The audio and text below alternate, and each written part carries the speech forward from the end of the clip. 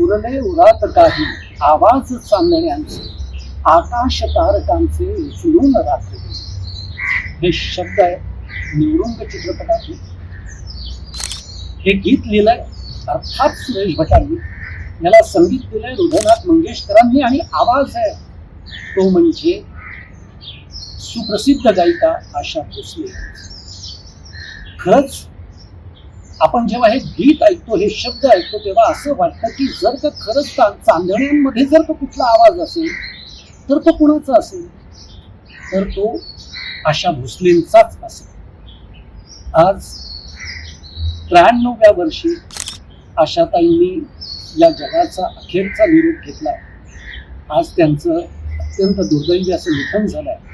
काल त्यांना ब्रीच कँडी हॉस्पिटलमध्ये ॲडमिट करण्यात आलं. त्यांना तीव्र अटॅक आला हृदयाचा, आणि त्यानंतर आज जी सकाळी बातमी येऊन कळली की आशा भोसले या आता आपल्यात राहिल्या नाही, एक स्वर हरपला. हीच भावना माझ्या मनात आली आणि असं वाटलं आपण व्हिडिओ करावा. का करावा? खरंच मी आशाताईंवर बोलणं एवढा मी नाही मोठा, किंवा ती माझी क्षमता नाही, ती माझी ताकद नाही, पण तरीही आशाताईंशी बोलण्याचा एक योग मला आलेला आहे. आणि अशा वेळेला त्यांना श्रद्धांजली अर्पण करणं ही एक माझी भावना आहे. म्हणून हा एक छोटासा उरले उरात काही आवाज चांदण्यांचे, हे जसं मी म्हटलो, आशाताईंनी कितीतरी गाणी, काय मी ते गाण्यांबद्दल जर बोलत राहिलो तर असंख्य व्हिडिओज करावे लागतील, पण गाण्यातला असा एकही फॉर्म नाही आहे की जो आशाताईंनी गायला नाही. भक्तिगीत असेल, भावगीत असेल, भजन असेल, गझल असेल, लावणी असेल, ह्या आत्ताची डिस्को गाणी असतील, रॅप गाणी असतील, ह्या सगळ्या फॉर्ममध्ये आशा भोसलेंनी गाणी गायलेली आहेत. त्यांनी फक्त मराठी आणि हिंदीमध्येच गाणी गायली आहेत असं नाहीये. वेगवेगळ्या राज्यांमधल्या, वेगवेगळ्या भाषांमधली त्यांनी गाणी गायलेली आहेत. जवळपास 19 भाषांमधली गाणी त्यांनी गायली आहेत, आणि ही सुद्धा 16,000च्या वर आशा भोसलेंनी गाणी गायलेली आहेत.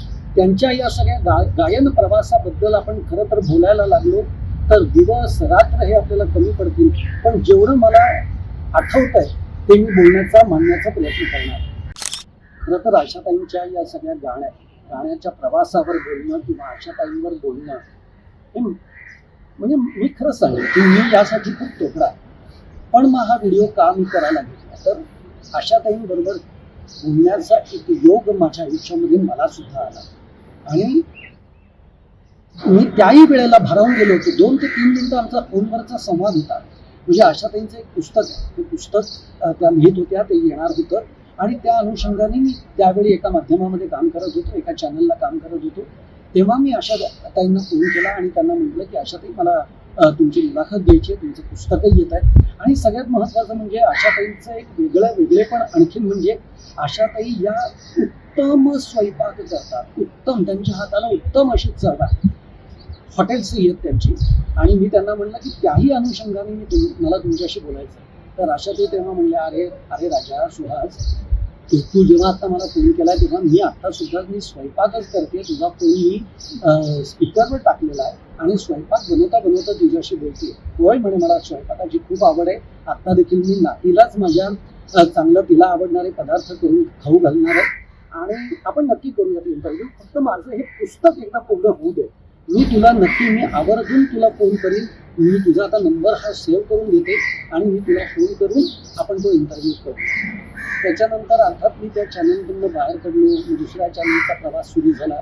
तो इंटरव्ह्यू होण्याचं काही भाग्य माझ्या नशिबी लागलं नाही, पण आशाताईंशी तो जो एक 2 ते 3 मिनिटाचा बोलण्याचा जो काही माझा योग होता, ते माझं खरंच ज्याला मी भाग्य समजतो.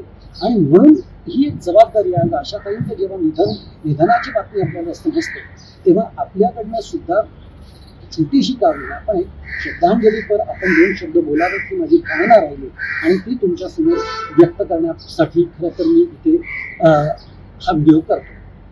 आशाताई असतील, लता दीदी असतील, किशोरदा असतील, मोहम्मद रफी असतील, यांची गाणी ऐकत, यांचा आवाज ऐकत, म्हणजे जी आमची पिढी आहे, म्हणजे 60च्या दशकातली ही जी सगळी पिढी आहे, ही पिढी जी मोठी झाली ती या सगळ्यांची गाणी ऐकत, या सगळ्यांचा आवाज ऐकत, यांचे स्वर ऐकत. म्हणजे मी तर म्हणेन की माझं देखील जे काही संपूर्ण आयुष्य जे समृद्ध झालं ते आशा भोसलेंच्या या गाण्यांमुळेच. एवढंच कशाला, तारुण्य देखील जे बहरलं ते आशाताईंच्या, लता दीदींच्या स्वरांनीच ते बहरलेलं आहे असं देखील म्हणायला काही हरकत नाही. आज जसं मी तुम्हाला म्हटलं की निवृंग चित्रपटातल्या या गीतांचे जे शब्द मी तुम्हाला ऐकले, तसंच तुम्हाला उमराव जान हा चित्रपट आठवत असेल. म्हणजे प्रसिद्ध अभिनेत्री आहेत रेखाजी, आणि त्यांचा हा चित्रपट, रेखाजींनी त्याच्यामध्ये उमराव जानची भूमिका साकारलेली आहे. या रेखाजींना संपूर्ण आवाज जो दिलेला आहे तो आशाजींनी दिलेला आहे, आशाताईंनी दिलेला आहे. आणि तो गाणं त्यांच्या, म्हणजे ते गाणं गात असताना आशाताईंनी या शब्दांचा, या गाण्यांचा, या व्यक्तिरेखेचा किती अभ्यास केलेला आहे हे आपल्याला कळतं. म्हणजे उमराव जान हे जे काही एक कॅरेक्टर आहे, हे जे एक व्यक्तिमत्व आहे, या व्यक्तिमत्वाच्या वेदना काय आहे, या व्यक्तिमत्वाचे दुःख काय आहे, ही सगळी समजून घेऊन आशाताईंनी हे गाणं गायलेलं आहे.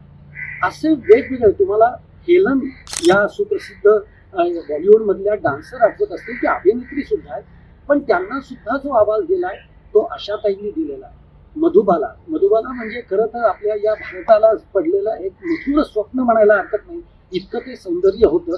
लावण्य म्हणजे काय म्हणतात, गावनखणी असं सौंदर्य होतं. या मधुबालांना सुद्धा आशाताईंनी जो आवाज दिला, तुम्ही कधी मधुबालांची गाणी जर ऐकली तर ते मधुबालाच गात आहे असंच तुम्हाला वाटेल. तो आशाताईंचा आवाज आहे हे हा विश्वास तुम्हाला बसणार नाही, इतकं समरस होऊन त्यांनी ही गाणी सगळी सादर केलेली आहेत, ती गायलेली आहे. असं मी म्हणलं की त्या काळामध्ये आमचं आयुष्य सगळं जे भारावून गेलं होतं ते या गाण्यांमुळे गेलं होतं. आम्ही जेव्हा मित्र सगळे माध्यमातले आवडीचे सगळे मित्र असायचो, एकत्र बसायचो, तेव्हा आम्ही असं म्हणायचो गमतीनं की म्हणजे पाकिस्ताननी जर का आपल्याला विचारलं ना की भारताकडे काय आहे, तर भारताकडे लता दीदी आहेत, भारताकडे आशाताई आहेत, भारताकडे किशोरदा आहेत, मोहम्मद रफी आहेत. ही नावं आहेत आमच्याकडे, अशी अनेक नावं आहेत की जे आम्ही अभिमानाने घेतो, आणि आज ते आमच्या भारतातली लोक आहेत, आज आमचे हे हिरे आहेत हे जेव्हा आपण सांगतो ना तेव्हा आपला ऊर भरून येतो. अशा पद्धतीची ही खरं तर दिग्गज व्यक्तिमत्व आहे. मी या व्हिडिओच्या शेवटी जाता जाता एवढंच म्हणेन की काय म्हणतो, डॉक्टर, इंजिनियर, पदवीधर हे सगळेच होत असतात, पण आशाताईंसारखी किंवा लता दीदींसारख्या गायिका या शतकात एकदाच होतात. मी पुन्हा एकदा या व्हिडिओच्या माध्यमातून आशा भोसले यांना अगदी मनोभावे श्रद्धांजली अर्पण करतो. माझ्या पूर्ण प्राईम टाईमच्या टीमकडून, प्राईम टाईम महाराष्ट्रकडनं आणि माझ्या स्वतःकडनं भावपूर्ण श्रद्धांजली.